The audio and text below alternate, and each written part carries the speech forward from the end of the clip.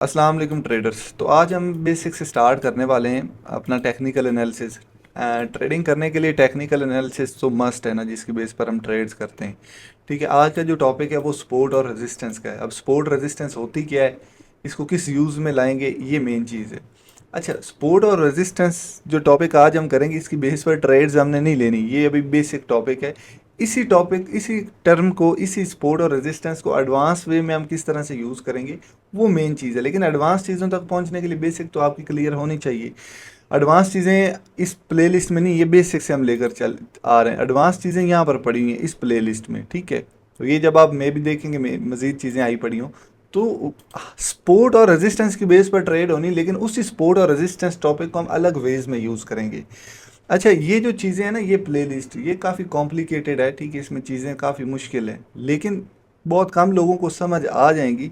लेकिन मसला ये होता है, लोगों को समझ आना और अप्लाई करना दो अलग चीज़ें। समझ आ गई लेकिन अप्लाई करने में गलती होती है। जैसे मैथ हम सीख लेते हैं क्लास में, लेकिन जब हम प्रैक्टिस नहीं करेंगे, अप्लाई नहीं करना आएगी, तो जहन में तो समझ आ गई है कॉन्सेप्ट, इस तरह से ये फ़ायदा, ये इस तरह से होता है, इस तरह से होता है, लेकिन जब आप प्रैक्टिस या अप्लाई नहीं करोगे, आपकी मिस्टेक्स नहीं निकलेंगे, कोई फ़ायदा नहीं है। अगर आप अप्लाई करते हो, गलत अप्लाई किया, आपकी मिस्टेक ही नहीं निकली, ठीक है, आपने बैक टेस्टिंग नहीं की, मिस्टेक्स ही नहीं निकली, तो वो आपको लॉस की सूरत में यहाँ पर बियर करनी पड़ेगी। ये चीज़ लिख कर ले लें। अभी मैं टॉपिक सपोर्ट और रेजिस्टेंस का स्टार्ट करता हूँ। देखिए, ये मार्केट हमारे पास चल रही है, ऊपर नीचे जा रही है, ठीक है। इसके ऊपर ही मैं एक बना लेता हूँ मैप, जैसे ये यूज़ हो रही है। ये मार्केट ऊपर गई, फिर ये नीचे आई, फिर ये ऊपर गई, ठीक है, फिर ये नीचे आई, ऊपर गई, नीचे आ रही, इस तरह से मार्केट चल रही है, ऐसी है ना। अब इसी टूल को मैं उठाकर ऊपर रख देता हूँ, जो स्ट्रक्चर मैंने ड्रॉ किया है। मतलब मार्केट एक रैंडम वे में चल रही, कभी ऊपर जा रही, कभी नीचे जा रही, ये स्ट्रक्चर है ना मार्केट का। मार्केट इस तरह से मूव कर रही है। अब इसको मैं एक बार रिमूव करता हूँ, दोबारा से मैं यहाँ पर लगाता हूँ। मार्केट इस तरह से चल रही होती है, ऐसी है, कभी ऊपर जाती, कभी नीचे जाती, इस तरह से मूव कर रही है मार्केट। अब इसमें हमारे पास फर्ज करें, आगे हमें कुछ भी नहीं पता क्या होने वाला क्या नहीं। हम कोई भी चीज़ सीखते हैं, कहाँ से सीखते हैं? प्रीवियस जो हो चुका है उसी तजुर्बे से, उसी चीज़ को एनालाइज करके आगे के हम फैसले करते हैं ज़िंदगी में, ऐसे ही है ना। तो ये मार्केट जो पीछे सारा डाटा पड़ा हुआ है, मार्केट यहाँ से नीचे से ऊपर गई, नीचे आई, ऊपर की नीचे आई, ये टाइम फ्रेम्स हैं, ठीक है। डिफरेंट टाइम फ्रेम्स हम इधर यूज़ कर रहे हैं। ये बिटकॉइन का चार्ट है, ये टाइम फ्रेम्स हैं। अब टाइम फ्रेम्स का क्या फ़ायदा होता है? अब फ़र्ज़ करें मैंने 1 घंटे का टाइम फ्रेम यूज़ किया, तो इसका मतलब ये है कि जितनी भी यहाँ पर कैंडल्स बनी, एक एक घंटे में बनी है। हर कैंडल का दौरानिया 1 घंटे का है। ये देखिए, साथ में 16 मिनट रह गए इस कैंडल के ख़त्म होने में। अब मैं अगर यहाँ पर 4 घंटे का टाइम फ्रेम यूज़ करता हूँ ना, इसका मतलब ये कि हर एक एक घंटे की कैंडल्स, 4 कैंडल्स मिलकर 1 घंटे की कैंडल बनाएंगे। मतलब चार्ट जो है वह श्रिंक हो जाएगा। ये टाइम फ्रेम चेंज किया, रेट वही चल रहा है हर चीज़, लेकिन चार्ट की शक्ल क्यों बदली? क्योंकि हर एक कैंडल 4 घंटे की होगी। है देखिए, ये कैंडल ख़त्म होने में अब 2 घंटे 16 मिनट रह गए, ठीक है। ये टाइम फ्रेम्स का मकसद होता है जूम इन और जूम आउट करना, ठीक है। तो यहाँ पर मैं सिंपली अगर आऊँ, अच्छा, सपोर्ट और रेजिस्टेंस क्या होती है, इस टॉपिक पे हम आते हैं। ये स्ट्रक्चर जो मैंने एक बनाया है, ठीक है, इसको मैं इधर ही लेकर आ जाऊँ। मार्केट इस तरह से मूव करती है ना, कभी ऊपर कभी नीचे, कभी ऊपर कभी नीचे, इस तरह से, कभी ऊपर कभी नीचे, कभी ऊपर कभी नीचे, यही स्ट्रक्चर है ना मार्केट का। अब यहाँ पर चेक करें, मैंने वही स्ट्रक्चर ड्रॉ कर दिया है। अब मैं यहाँ पर समझाने के लिए, अब इसको मैं थोड़ा सा ओपेसिटी इसकी कम कर देता हूँ, और मैं आपको एक चीज़ समझाता हूँ। फर्ज करें रेट मार्केट का नीचे से कहीं से भी आ रहा है, और यहाँ से एकदम ऊपर गया, और इस रेट से एकदम नीचे आना स्टार्ट हो गया। अब यहाँ से मार्केट का रेट नीचे गिरा है, ठीक है। मैं यहाँ पर एक निशान लगा देता हूँ। ये टूल यहाँ से, ये टूल्स हैं सारे, ठीक है। यहाँ से ट्रेंड लाइन का टूल पकड़ सकता हूँ, या यहाँ पर सिंपल हॉरिजेंटल रे पकड़ सकता हूँ। तो यहाँ पर निशान लगा दिया, ये सीधी लाइन लग गई, रेट भी साथ में मेंशन हाईलाइट हो गया। तो इस रेट से मार्केट नीचे गिरी है, मैंने निशान लगा दिया। क्यों निशान लगाया वो मैं बताता हूँ, और इस निशान को हम रेजिस्टेंस बोलेंगे। सिंपल, मार्केट यहाँ से आहिस्ता आहिस्ता ऊपर जा रही, ऊपर जा रही, ऊपर जा रही है, ठीक है, फिर हल्का सा नीचे आई और ऊपर जा रही, दोबारा से इस पॉइंट पे आ गई। अब यहाँ पर हम खरीदेंगे या बेचेंगे, क्या फैसला लेंगे? हम यहाँ पर बेचेंगे। क्यों बेचेंगे? देखिए, हम जिंदगी में हर चीज़ को एनालाइज करते हैं अपने पास्ट से, हमारे साथ क्या हुआ, आगे के फैसले हम पास्ट को एनालाइज करके आगे करते हैं। फॉर एग्जांपल, मुझसे किसी बंदे ने 1 लाख रुपए उधार लिया था पिछले साल और वापस नहीं दिया। अब दोबारा उस बंदे को मुझसे काम पड़ा है, तो मैं उसके काम आऊँगा? या उसको उधार दोबारा चाहिए तो मैं दूंगा? नहीं दूंगा। किस बेस पे मैंने ये एनालाइज किया कि यार पहले भी इसने मुझे पैसे वापस नहीं दिए, तो दोबारा बहुत ज़्यादा चांस है कि ये नहीं देगा। इसका मतलब ये नहीं कि इस बार भी नहीं देगा, लेकिन चांसेस क्या है, आप क्या एनालाइज कर रहे हो कि भाई ये वापस नहीं देगा, अच्छा है इसको मैं इस बार ना दूं। तो ये फैसला कैसे किया? प्रीवियस को एनालाइज करके। तो ये हमारे पास सारा डाटा प्रीवियस का है, चार्ट सारा प्रीवियस है, इसको एनालाइज करके हम आगे का फैसला लेंगे, उसके रूल्स आगे चीज़ें हम वही सीख रहे हैं। तो यहाँ से यहाँ पर कोई भी दुनिया में ट्रेडर बिटकॉइन को खरीदेगा या बेचेगा, हम तो हमारी तो साइकोलॉजी यही है ना। प्रीवियस पहले रेट इस मार्केट में इस प्राइस से मार्केट नीचे गिरी थी, दोबारा उसी प्राइस पे आई खड़ी, तो लोग यहाँ पर खरीदेंगे नहीं। जब खरीदार नहीं होंगे तो रेट ऊपर जाने के तो चांस नहीं बनेंगे ना। तो क्या होगा जब, हाँ दूसरी चीज यहाँ पर अगर किसी ने पीछे से बाय किया हुआ है नीचे से, तो वो यहाँ पर बेचेगा। जब खरीदार नहीं है और बेचने वाले ज्यादा हैं तो रेट आहिस्ता आहिस्ता डाउन को मूव करेगा। समझ आई कि नहीं आई? तो ये जो लाइन हमने लगाई थी इस चोटी को देखकर, इस लाइन को हम रेजिस्टेंस बोलते हैं। जहाँ से पहले रेट मार्केट का गिरा हो उस पॉइंट को रेजिस्टेंस पॉइंट बोलते हैं। अब यहाँ पर तो कई जगह से रेट गिरा है, यहाँ से भी गिरा है आपके पास, यहाँ से भी गिरा है, यहाँ से भी गिरा है, यहाँ से भी गिरा है, यहाँ से भी गिरा है, यहाँ से भी गिरा है, तो सारे पॉइंट रेजिस्टेंस है। हाँ सारे पॉइंट रेजिस्टेंस है, लेकिन कौन सी रेजिस्टेंस को हम अहमियत आगे देंगे, कौन सी को यूज़ करेंगे, कौन सी को नहीं करेंगे, वो आगे की बातें। ठीक है, अभी मैं बेसिक सपोर्ट रेजिस्टेंस कॉन्सेप्ट समझा रहा हूँ, और ये आपने यहाँ पर इस एक कॉन्सेप्ट की बेस पे भी लाखों रुपए यहाँ पर बना सकते हैं। वो भी मैं आपको दिखाता हूँ किस तरह से लोगों ने बनाए। अच्छा सिंपल, यहाँ से अब देखें, इस पॉइंट से इस रेट से मार्केट ऊपर गई थी पहले, इस पॉइंट को भी मैं मार्क कर लेता हूँ। ये मैंने मार्क कर लिया, आगे ये हमें काम देगा। ठीक है, अब दोबारा मार्केट उसी पॉइंट पे आई खड़ी, तो यहाँ पर आप बेचोगे कोई चीज़ अगर आपके पास है, या खरीदोगे बिटकॉइन, जाहिर सी बात है यहाँ से रेट पहले ऊपर गया था। अब फ़र्ज़ करें मैंने एक बंदे को 1 लाख रुपए उधारा दिया था और उसने मुझे वापस भी दिया और साथ में गिफ्ट भी दिया एज अ थैंक्स। ठीक है, ठीक है, शुक्रिया अदा करने के लिए उसने मुझे साथ को गिफ्ट भी दिया कि यार आपने मेरी मदद की थी, और टाइम से पहले वापस कर दिए पैसे। तो वो बंदा अच्छा था, मैं अब दोबारा उसको मुझसे कोई काम पड़ा है तो ज़ाहिर सी बात है मेरे पास अगर वो चीज़ है तो मैं उसको दूंगा। क्यों, किस चीज़ की बेस पर? क्योंकि पीछे उसने मेरे साथ ये बिहेवियर किया था। हमारी साइकोलॉजी यही होती है ना, चीज़ों को एनालाइज करने की, हर बंदे की यही होती। तो ट्रेडिंग में भी एनालिसिस हम प्रीवियस को देखते हैं, तो यहाँ से रेट ऊपर गया था इसी प्राइस से, दोबारा मार्केट उसी प्राइस पे आएगा। तो दुनिया में जितने भी ट्रेडर्स हैं वो यही उनके जहन में जाएगा ना, रेट यहाँ से दोबारा ऊपर जाने के चांसेस हैं। और अगर किसी के पास है तो वो यहाँ पर बेचेगा नहीं, रेट जाहिर सी बात है, रेट नीचे गिरता है तो कोई बेचता नहीं है, होल्ड रखता है। ठीक है, और जब रेट नीचे गिरता है तो बायर्स इंक्रीज होते हैं। समझ, क्यों कहते हैं हड़ताल करते हैं इस चीज़ की, ये बाइकआउट करें, फ्रूट बाइकआउट क्यों होते थे? क्योंकि रेट बढ़ जाते थे। जब बाइकआउट होते थे खरीदने वाला नहीं होता था, रेट नीचे गिर जाते थे। जब रेट नीचे आए तो लोग खरीदेंगे, फिर आहिस्ता आहिस्ता रेट उस चीज़ का ऊपर जाता है। तो यहाँ पर लोग क्यों खरीदेंगे? क्योंकि प्रीवियस रेट यहाँ तक आया था और दूसरा रेट गिर भी चुका है, चीज़ सस्ती मिल रही, तो वो इन्वेस्टर्स यहाँ पर खरीदेंगे। तो जब खरीदने वाले इस पॉइंट पर बढ़ गए तो रेट क्या होगा, आहिस्ता आहिस्ता इंक्रीज होगा। तो ये जो निशान हमने यहाँ पर लगाया था रेड लाइन का, इसको हम क्या बोलेंगे, सपोर्ट बोलेंगे। क्या बोलेंगे? ये आपकी सपोर्ट है। इसको मैं यहाँ पर लगा देता हूँ।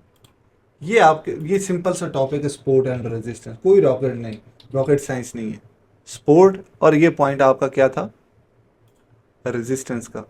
अच्छा, अब ये भी ज़रूरी नहीं कि सपोर्ट रेजिस्टेंस टूटेगी नहीं, टूटती हैं। हमें कैसे पता चलेगा ये सपोर्ट टूटने वाली, रेजिस्टेंस टूटने वाली, ये सपोर्ट काम करेगी ये नहीं करेगी? ये आगे टॉपिक्स आएंगे, आपको समझ आ जाएगी। ठीक है, ये रेजिस्टेंस है और ये आपके पास सपोर्ट है। अब मार्केट देखें ऊपर गई है, यहाँ से मार्केट ने रेजिस्टेंस को तोड़ दिया, अब ये रेजिस्टेंस टूट गई है। तो आगे इस रेजिस्टेंस से हम क्या फ़ायदा लेंगे? जब एक रेजिस्टेंस टूट जाती है, वही resistance as a support act करती है। ये अब जो रेजिस्टेंस थी, अब इसकी क्या प्रॉपर्टी होगी, ये क्या काम करेगी, एज अ रेजिस्टेंस का काम करेगी। अब इसके पीछे साइकोलॉजी क्या है? अब हमें इस पॉइंट पे रेट नीचे क्यों गिरा था? क्योंकि हमें पता था कि इस जोन में कोई बायर नहीं है, सेलर्स होंगे, बेचने वाले ज़्यादा हैं, खरीदने वाले कम हैं। जब ये लेवल टूट गया, इसका मतलब ये था कि इस लेवल में जो बेचने वाले थे वो अब हैं ही नहीं। जो पॉइंट इस मार्केट के गिरने की वजह थी, वही पॉइंट अब ख़त्म हो गया है। जो चीज़ आपकी कमज़ोरी थी वही ताकत बन गई। क्यों? क्योंकि लोगों के माइंड में जो इस पॉइंट के लिए था कि भाई ये सपोर्ट थी, सॉरी रेजिस्टेंस थी, यहाँ से मार्केट गिरेगी, अगर मार्केट ने इसको ब्रेक कर दिया है तो इसकी क्रेडिबिलिटी खत्म होगी, इसकी वो वाली वैल्यू, वो वाली इसका जो एक फेज था वो खत्म हो गया। ठीक है, तो अब वही लेवल जो जिससे लोग डर रहे थे उसी को एज अ सपोर्ट यूज करेंगे। मार्केट अगर यहाँ से अब नीचे गिरी, रिट्रेस की है, लोग समझेंगे रेट ऊपर था, महंगा था, वहां से नीचे गिरा है, तो अब ये लेवल उनको सस्ता फील होगा कि भाई यहाँ से पहले भी तो पंप की, तो यहाँ पर पहले सेलर्स थे, अब उनको पता है सेलर्स नहीं थे, इसी वजह से तो ये लेवल ब्रेक हुआ है। तो ये वजह है कि ये रेजिस्टेंस बिकम्स सपोर्ट। अब ये सपोर्ट का काम करेगी, इसकी मैं एग्जांपल आपको दिखा देता हूँ। ठीक है, ऐसा नहीं कि मैं अपनी तरफ से अगर बोल रहा हूँ। फॉर एग्जांपल ये मेरे पास एक रेजिस्टेंस थी, यहाँ से मार्केट नीचे गिरी थी। अब देखें रेजिस्टेंस से मार्केट, यहाँ पर चेक करें, रेजिस्टेंस जब ब्रेक हुई है तो वही लेवल सपोर्ट का, मार्केट पंप, दोबारा मार्केट पंप, तीसरी बार मार्केट आई है पंप। अच्छा, अब ये रेजिस्टेंस सपोर्ट बन गई। अब ये भी तो लेवल था ना हमारे पास, यहाँ से मार्केट ऊपर गई थी तो ये सपोर्ट था, तो यहाँ से मार्केट क्यों दोबारा पंप हुई है? क्योंकि एक तो रेजिस्टेंस थी वो यहाँ पर सपोर्ट का काम कर रही, ऊपर से ये बॉटम भी सपोर्ट था। तो दो हमारे पास रीजंस थी, रेजिस्टेंस सपोर्ट बनी, उसके बाद आपकी सपोर्ट भी सपोर्ट का काम कर रही, तो दो आपके पास लेवल्स हैं। तो ये एक मजबूत लेवल था एज अ सपोर्ट, इसलिए मार्केट नीचे आई तो लोगों ने यहाँ पर बाइंग की, मार्केट पंप कर गई। तो ये था रेजिस्टेंस बिकम्स अ सपोर्ट। अब ज़रूरी नहीं कि आपकी सपोर्ट सारी ज़िंदगी काम करती रहे। ठीक है, हो सकता है कि ये लेवल मैं एक बार ख़त्म कर देता हूँ।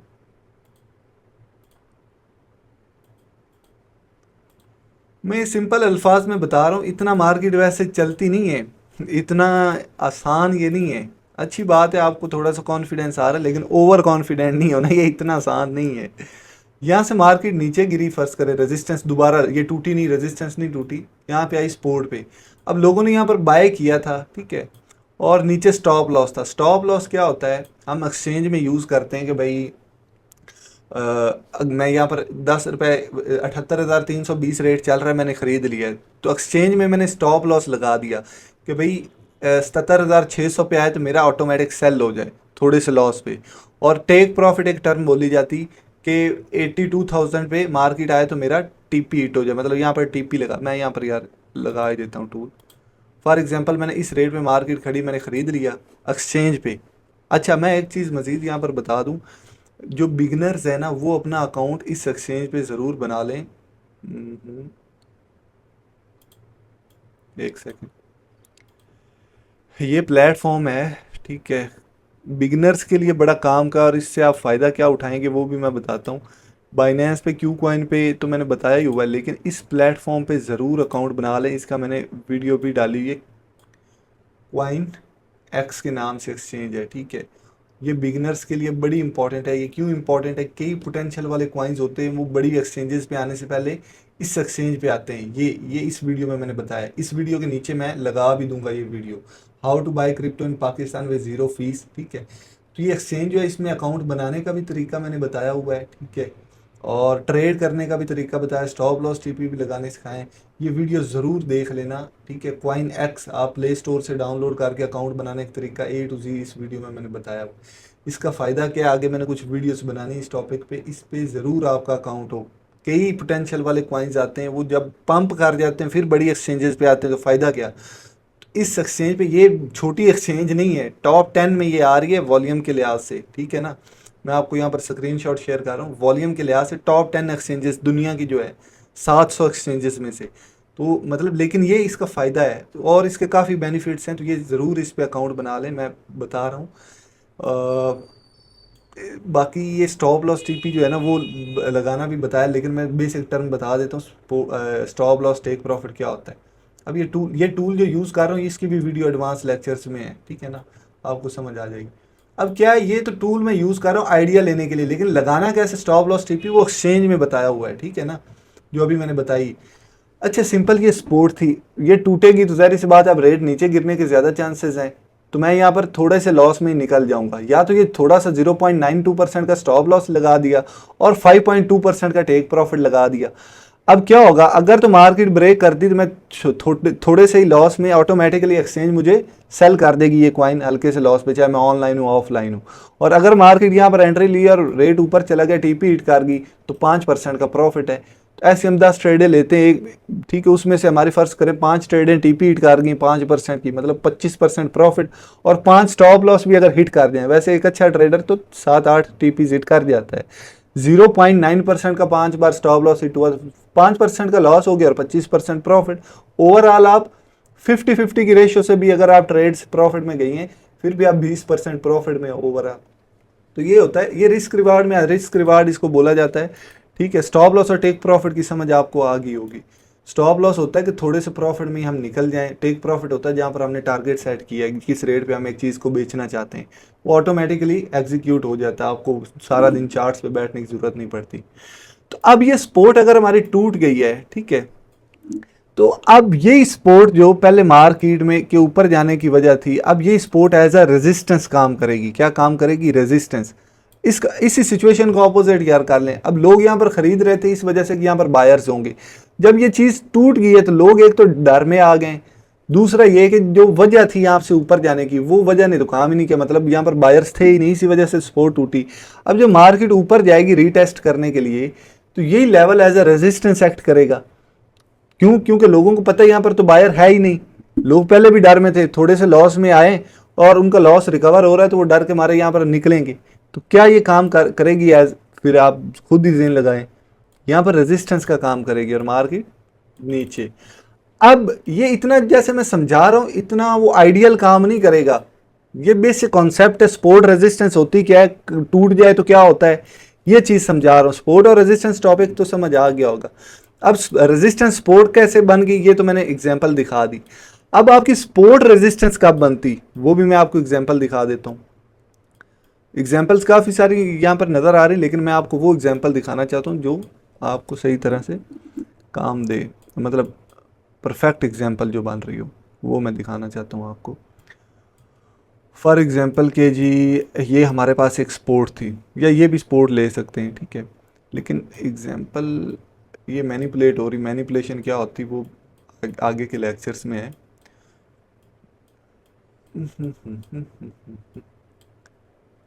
चले टाइम फ्रेम 1 डे का कर देता हूँ यहाँ पर। अच्छा, एक चीज़ मैं मज़ीद इसमें बताता जाऊँ कि सपोर्ट और रेजिस्टेंस बड़े टाइम फ्रेम्स पे काम करेंगी, 4 घंटे या 1 दिन के टाइम फ्रेम पे।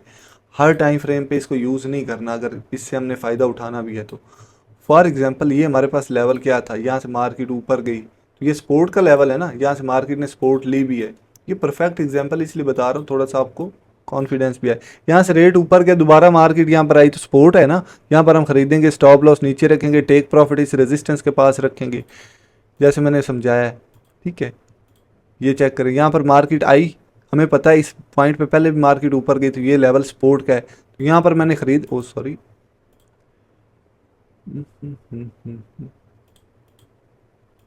तो यहाँ पर मैंने खरीद लिया और नज़दीकी रेजिस्टेंस कौन सी है, ये लेवल रेजिस्टेंस का, यहाँ पर मैंने टीपी सेट कर दिया और स्टॉप लॉस इस सपोर्ट के नीचे रख दिया, ठीक है। अब क्या हुआ, मार्केट गई, टीपी हिट कर दिया, उसके बाद मार्केट दोबारा आई, यहाँ पर ये सपोर्ट टूट गई। अब हमें कैसे पता चलेगा इस बार सपोर्ट काम करेगी और इस बार फेल होने वाली, ये चीज़ें आगे मैंने समझाई, इसलिए मैं कह रहा हूँ कि सिर्फ सपोर्ट रेजिस्टेंस की बेस पर ट्रेड्स नहीं लेनी। अब देखें, सपोर्ट टूटने के बाद उसने क्या काम किया, मार्केट दोबारा गई रीटेस्ट करने के लिए और यहाँ से गिर गई, तो ये सपोर्ट क्या बन गई थी यहाँ पर, रेजिस्टेंस। रूल के मुताबिक जो मैंने बताया है, हल्की सी साइकोलॉजी बताई, इसके अंदर बड़ी बारीकियाँ हैं, मैं अभी बच्चों वाले लेवल पे ये चीज़ें बता रहा हूँ आपको ताकि कंफ्यूज ना हो। देखिए, ये स्किल आप सीख जाते हैं ना ट्रेडिंग, इस फील्ड में 100 बंदा आता है, कुछ 5 से 7 बंदे जो होते हैं ना वो कामयाब होते हैं। वो कौन होते हैं? जो प्रैक्टिस करते हैं, अपनी गलतियों को फिल्टर करते हैं। आप 1 साल इस फील्ड को अगर दे लेते हैं ना मेरे भाई, आप घर बैठे 2 से 3 लाख कमाना इजी है, स्किल अगर ये आ जाती। थोड़ा सा मुश्किल होता है, सब्र वाला काम है, इसमें कई साइकोलॉजी की चीज़ें, कई, मैं यहाँ पर क्या क्या बताऊँ, खैर टॉपिक से हम हट जाएंगे। खैर, ये चेक करें आगे, ये लेवल ने रेजिस्टेंस का फिर काम किया, फिर काम किया। अब देखिए हमें कैसे, यहाँ पर तो टच नहीं किया, ज़रूरी नहीं कि रेजिस्टेंस को टच करके मार्केट नीचे गिरे, कई बार होता है रेजिस्टेंस से पहले भी गिर जाती, वो चीज़ें भी हमें पता चल जाती, ठीक है। और इसको अगली वीडियो में मैंने बताया कि ट्रेंड लाइंस का टॉपिक आएगा, उसमें मैंने बताया सपोर्ट और रेजिस्टेंस को अलग वेज में कैसे यूज़ करते हैं, ठीक है ना। वो ज़्यादा कारआमद है इस सपोर्ट रेजिस्टेंस के, उनको भी आगे एडवांस लेकर गए हम, ये नहीं कि इन्हीं चीज़ों की बेस पर हमने ट्रेड करनी, लेकिन बेसिक्स आपको बता रहा हूँ सिर्फ, ठीक है ना। किस तरह से ये वर्क होता है। खैर ये सपोर्ट और रेजिस्टेंस का टॉपिक था। आई होप समझ आ गई होगी आपको सपोर्ट और रेजिस्टेंस वाले टॉपिक की। अच्छा, अब यहाँ से मार्केट नीचे इसको टच करके क्यों नहीं गई, क्योंकि मेजर सपोर्ट तो ये भी पड़ी हुई हैं, ये वाले बॉटम यहाँ से ऊपर गई, दोबारा ऊपर गई, ये रेजिस्टेंस का काम किया। तो आगे चेक करें, आगे वही लेवल रेजिस्टेंस रेजिस्टेंस, ये ब्रेक हुए उसके बाद मार्केट ऊपर गई। ये वाले लेवल्स भैया, ये तो आपको रेजिस्टेंस यहाँ पे पता चल रही है ना। मैं अगर आपको अपने यूट्यूब पे बताऊं, मैंने इन लेवल्स पे यहाँ पर मार्केट में प्रेडिक्ट करके बताया था 10 बार उन दिनों में कि मार्केट पंप करने वाली, खरीद लो खरीद लो। ये भी बताया था अपनी भैंस से बकरियां बेच के खरीद लो। और ये कितना पंप की, 206%। ये बिटकॉइन पंप किया था। अब ये चीज़ें कैसे पता चलती, ये सिर्फ सपोर्ट रेजिस्टेंस से नहीं पता चलती, काफ़ी रिसर्च होती है इसके पीछे। यहाँ पर मैं आपको दिखाता हूँ यूट्यूब पे, ठीक है। आप यहाँ पर कम्युनिटी पे आए ना, लोग, मैं दिखावा करने की मुझे इतनी आदत नहीं, लेकिन सिर्फ आप लोग कॉन्फिडेंस देने के लिए। ये 9 महीने पहले मैंने बताया, don't afraid of small move. जब मार्केट आपको डरा रही हो तब समझ जाओ कि इट्स टाइम टू बाय, और जब मार्केट आपको लालच दे रही हो तब it's time to empty your bags, good luck guys. ये 9 महीने पहले मैंने बताया था कि डरो ना, मार्केट ऊपर जाने वाली, जब लोग डरे हुए थे 9 महीने पहले। अगर आप आए, ये 9 महीने पहले अगर मैं आता हूँ जी, ये अभी कौन सा महीना चल रहा है, अक्टूबर, मतलब जनवरी की बात कर लेना 2024। यहाँ पर मैं ये बात कर रहा हूँ जब मार्केट यहाँ से नीचे गिर रही, लोग डरे हुए थे। इस जोन के अंदर मैंने बताया। उसके बाद मार्केट कितना पंप की, अभी कैसे पता, 70। और ये बिटकॉइन है, बिटकॉइन को आल्ट्स कॉइन फॉलो करते हैं। ये 71% गया, जो आल्ट्स हैं वो 300% पंप हुए हैं, मतलब पैसा 3 गुना उसने कर दिया महीने महीने में। अच्छा, ये पोस्ट और ये जो नीचे वाले यहाँ पर मैं बता रहा हूँ, ये चेक करें आप। सिंपली अगर नीचे आए, 1 साल पहले, 1 साल से पहले, सॉरी, 1 साल से भी ये ज़्यादा का टाइम है जब बिटकॉइन यहाँ पर चल रहा था, बॉटम यहाँ पर बनाया हुआ था। ये 1 साल और 8-9 महीने इस चीज़ को हो गए होंगे। खैर यहाँ पर 1 साल बता रहे, 2 साल पहले।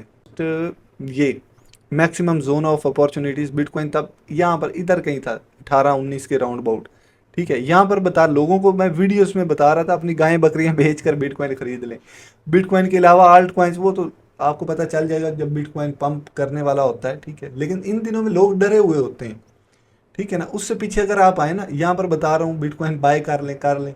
2 साल पहले मैंने बताया था कि ये लेवल 40,000 पे बिटकॉइन था। अब ये कैसे पता चला, सिर्फ कॉन्फिडेंस दे, मुझे कुछ दिखा, मतलब वो पड़े मारने की ज़रूरत नहीं कि हार मेरी प्रेडिक्शन सही गई, गलत भी हो जाती है। उसके लिए हमने रिस्क मैनेजमेंट यूज़ की होती, ये नहीं कि नहीं। 2 साल पहले यहाँ पर बताया था बिटकॉइन बीरिश जाने वाला, ये एक पैटर्न बन रहा, तब लोगों को पैटर्न्स की समझ थी। ये सपोर्ट थी, मतलब ये ब्रेक हो जाती तो ये रेजिस्टेंस बन जाएगी, मार्केट नीचे गिरेगी, उससे उस, और यहाँ से मार्केट नीचे गिर गई। फिर उसके बाद फिर बताया कि ये लेवल अगर आपका ब्रेक होता है, मतलब सपोर्ट ब्रेक होगी तो एज अ रेजिस्टेंस एक्ट करेगी। सिंपल अल्फाज में ये बता रहा हूँ। लेकिन यहाँ पर ट्रेंड रिवर्सल ये पॉइंट था, ये अगर ब्रेक होता है तो ट्रेंड रिवर्स हो जाना था। ये चीज़ें स्पोर्ट रेजिस्टेंस बेस्ड नहीं है, लेकिन तब लोगों को समझ ये बेसिक बेसिक चीज़ों की थी। 2 साल पहले बताया था ये लेवल अगर ब्रेक होता है तो it will be dangerous, break down if happened, ठीक है। 40,000 पे बिटकॉइन था। अच्छा, अभी आप यहाँ पर आए, अगर ये वो पॉइंट है, 40,000 पे बिटकॉइन था और ये वो लेवल है, ये वाला, मतलब ब्रेक होता है तो इट विल बी डेंजरस, और ब्रेक हुआ तो ये डेंजर था। इतना डाउन का मूव आया, लोगों के अकाउंट वॉश हो गए, लोग सब डर गए। मतलब यहाँ से गिरने का बताया, गिरी, यहाँ से गिरने का बताया, गिरी, यहाँ से उठने का बताया, उठी मार्केट, यहाँ पे उठने का बताया, उठी मार्केट। और यहाँ पर भी है, मैंने बताया हुआ कि प्रेडिक्शंस इस जोन में, मेरे टिकटॉक पे अभी आप चले जाएं तो ये लेवल्स मैंने बताए थे, यहाँ से गिरेगी, यहाँ से गिरेगी, यहाँ से गिरेगी। ये चीज़ें कैसे पता चलती, इसके लिए आपकी महीनों की क्या, सालों की वो मेहनत होती है, एनालिसिस होता है, तजुर्बा होता है। सिर्फ ये सपोर्ट रेजिस्टेंस का काम नहीं है। लेकिन इन्हीं चीज़ों को एडवांस वेज में हम यूज़ करके मार्केट की साइकोलॉजी को समझकर मार्केट को प्रेडिक्ट करते हैं, और फिर भी उसमें रिस्क मैनेजमेंट यूज़ करते हैं कि फॉर एग्जांपल हमारा एनालिसिस गलत भी हो जाता है तो थोड़े से लॉस में हम निकल जाएंगे, और प्रॉफिट हुआ तो बड़ा होगा। ये बड़े लेवल्स की ट्रेड्स हैं। रेगुलर ट्रेड्स हम ऐसे नहीं करेंगे, ठीक है ना। रेगुलर ट्रेड्स हम छोटे टाइम फ्रेम पर आकर लेते हैं, 2-4% प्रॉफिट लेकर निकल गए, 3% प्रॉफिट लिया, निकल गए, ठीक है ना। फॉर एग्जाम्पल मैं आपको अभी एक एग्जाम्पल देता हूँ। ये मेरे पास क्या था, एक रेजिस्टेंस लेवल था, रेजिस्टेंस ब्रेक हुई, मार्केट नीचे आई एज अ सपोर्ट, यहाँ पर मैं खरीदूंगा, स्टॉप लॉस नीचे रखूंगा, और ये मेरा प्रॉफिट हो गया 5% का। अच्छा, और कितने घंटे में? एक दिन 19 घंटे में, ठीक है। और आल्ट कॉइन्स 20-20% भी ऊपर गए हैं इस टाइम पे। अच्छा, अब आप कहोगे सपोर्ट को तो टच किया ही नहीं, ये जो रेजिस्टेंस सपोर्ट मान गई इसको टच तो किया ही नहीं, हमें कैसे पहले पता चल जाता कि भाई यहाँ पर ये चीज़ होने वाली। तो ये मैंने अभी बताया, सिर्फ सपोर्ट रेजिस्टेंस की बेस पर नहीं ट्रेड्स करनी, और भी कई चीज़ें होती हैं जिनको एनालाइज करके हमें आइडिया हो जाता है। मतलब कंफर्म हमें कुछ भी नहीं होगा, लेकिन एक चांस होता है, जहां पर ज्यादा चांस है हम वो ट्रेड लेंगे और फिर भी स्टॉप लॉस यूज करेंगे। अब लॉस होता तो ये थोड़ा सा होता, प्रॉफिट हुआ तो ये इतना बड़ा हुआ। समझ आई कि नहीं आई? खैर, ये छोटी छोटी जो चीजें बताई सिर्फ कॉन्फिडेंस के लिए, इतना आसान नहीं जितना आप समझ रहे होंगे। खैर, ये सपोर्ट और रेजिस्टेंस का टॉपिक था, आई होप आप लोगों को समझ आई होगी। भाई को इजाजत दें जी, अल्लाह हाफिज।